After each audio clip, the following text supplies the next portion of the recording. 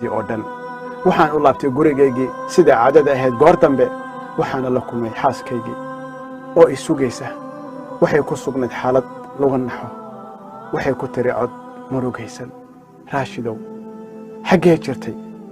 waxaan eray anigoo ku dheeldheelaya xidiga maaris dabcan iyo asxaabteydii waxaan la caweynayay waxaa ka muuqday xaaskayga daal iyo diif waxay tiri iyadoo ay ka qobanayaan indhaheeda ilmo raashid waan xanuunsanayaa waxaana i haysaa fool waan dhali rabaa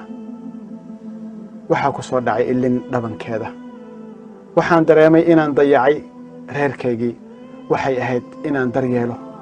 oo iska yaraya dabad wareegga iyo dibjirnimada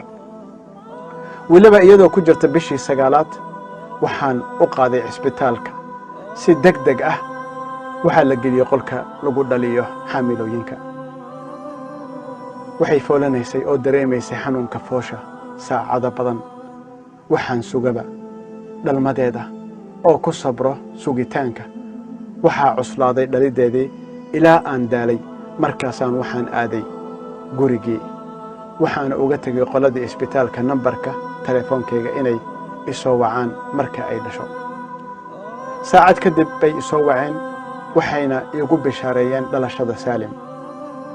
waxaan durba aaday isbitaalkii markii aan weydiiyey qolkeeda waxay iga dalbeen inaan u tago marka hore dhakhtaradii ka dhalisay xaaskayga waxaan iri dhakhtar ma almuhiim inaan arko wiilkayga Saalim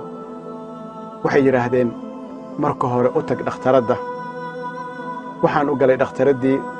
waxay yari ka hadashay musiibadaha iyo ku raali ahaanshada qadarka Ilaahay dabeeto waxay tiri wiilkaagu